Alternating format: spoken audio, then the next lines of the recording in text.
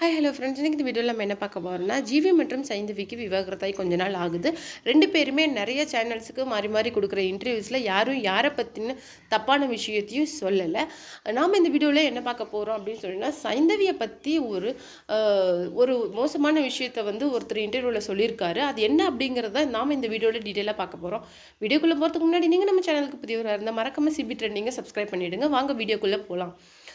GV Saindhavi கல்யாணத்துக்கு முன்னாடியே 12 years கிட்ட மேரேஜுக்கு முன்னாடியே லவ் பண்ணாங்க, நமக்கு எல்லாம் தெரியும். அதுக்கப்புறமேல மேரேஜ் ஆகி கிட்டத்தட்ட 12 இயர்ஸ்க்கு மேலே ரெண்டு பேரும் ஹஸ்பண்ட் அண்ட் ஒய்ஃபாக இருந்திருக்காங்க. இப்போ அவங்க 1 இயருக்கு முன்னாடி டிவோர்ஸ்க்கு அப்ளை பண்ணியிருந்தாங்க. அதுக்கப்புறம் அவங்களுக்கு டிவோர்ஸ் கிடச்சிருச்சு.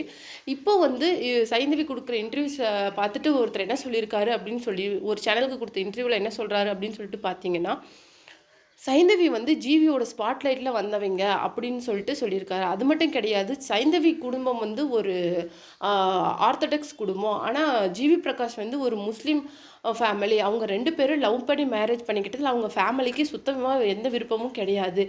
சைந்தவியோட ஃபேமிலி கொஞ்சம் கொஞ்சமாக ஜிவியோட லைஃப்பில் என்டர் ஆகி அவங்களுடைய மொத்த சொத்துக்களையும் அனுபவிக்க ஆரம்பிச்சிருக்காங்க. அதனால பெரியவங்களுக்கு நடுவில் சண்டை அது சின்னவங்க வரைக்கும் போய் அவங்க 2 பேரும் இப்போது டிவோர்ஸ் ஆகி இருக்காங்க. நல்லா பார்த்தீங்கன்னா உங்களுக்கு தெரியும், சைந்தவி எல்லா இடத்துலையும் தன்னை ரொம்ப ஒரு அப்பாவி மாதிரி காட்டி சிம்பத்தி கிரியேட் பண்ணிக்கிறது மாதிரி உங்களுக்கு நல்லாவே தெரியும். ஆனால் ஜிவி தன்னுடைய பர்சனல் லைஃப்பை பற்றி எந்த இடத்துலையுமே அவர் பேசியிருக்க மாட்டார். ஜிவியோட நிறைய படங்களை சைந்தவி கையாடல் பண்ணியிருக்காங்க அவங்க ஃபேமிலி அப்படின்னு சொல்லிட்டு அவர் சொல்லியிருந்தார். அது மட்டும் கிடையாது, அவர் வேறு என்ன சொல்லியிருக்காருன்னு சொல்லிட்டு பார்த்தீங்கன்னா, ஜிவி பிரகாஷ் அப்படிங்கிற ஒரு ஆள் இல்லைன்னா சைந்தவி இந்த உலகத்துக்கு தெரிஞ்சிருக்கவே மாட்டாங்க அப்படின்னு சொல்லியிருக்கிறாரு. அது மட்டும் கிடையாது, இவ்வளோ நாள் இல்லாமல் இப்போ என்ன திடீர்னு அவங்க இத்தனை சேனல்ஸுக்கு இன்டர்வியூ கொடுத்து அவங்க ஒரு டிவோர்ஸ்க்கு அப்புறம் அவங்க சிம்பத்தி கிரியேட் பண்ண ட்ரை பண்ணணும், எல்லாமே சொத்துக்காக அப்படி இப்படின்னு சொல்லிட்டு அவர் சொல்லியிருக்காரு.